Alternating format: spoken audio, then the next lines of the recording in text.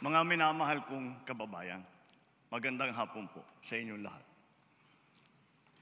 The hard lesson of this last year has made it very clear that whatever current data proudly bannering our country as among the best performing in Asia means nothing to a Filipino who is confronted by the price of rice at 45 to 65 pesos per kilo.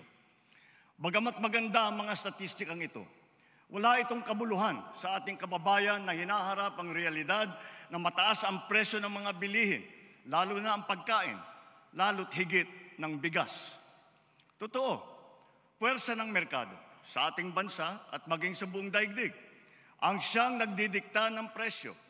Bunso dito halimbawa ng giyera, problema sa supply at puwersa ng kalikasan tulad ng El Nino na naranasan din sa ibang bansa. Subalit, hindi na ito mahalagang alalahanin ng ating mga kababayan na bibigatan sa presyo ng bigas. Mahal kong mga kababayan, alam kong damang-dama ninyo ito.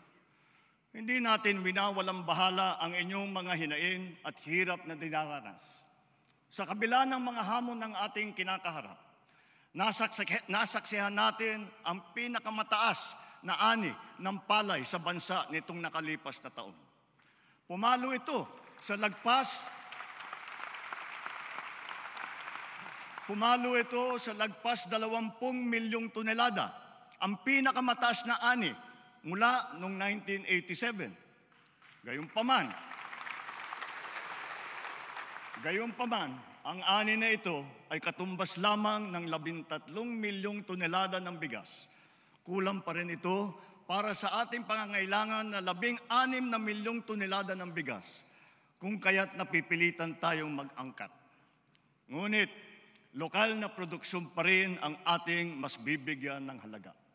Kaya patuloy nating sinusuportahan ang sektor ng agrikultura upang mapabilis, mapadali at mapalakas ang produksyon mula sa pagpunla, pag-ani at paghuli hanggang sa pagbiyahe at pagbenta, upang maiwasan din ang pagkasira ng mga produkto. Nitong nakalipas na taon, higit 100 milyong kilo ng mga sari-saring binhi, suwi at pataba nang ipinamahagi sa mga magsasaka. Namigay rin ang pamahalaan ng mahigit 300,000 inahin upang ito ay maparami.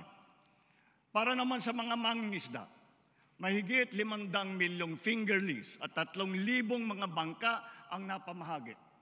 Nakakatulong din ang mga ginawa at inayos ng mga fish port at cold storage upang masuportahan ang kanilang industriya. Bukod pa sa mga ito, naroon din ang mga teknikal at pinansyal na tulong para sa dagdag na kaalaman sa mga makabagong pamamaraan at pagkukunan ng sapat na puhunan. Handa na rin ang pamahalaan na ilabas ang mga bakuna laban sa swine fever na magpapalakas sa mga alagang hayop at magbibigay ng garantiya sa mga magsasaka laban sa pagkalugi.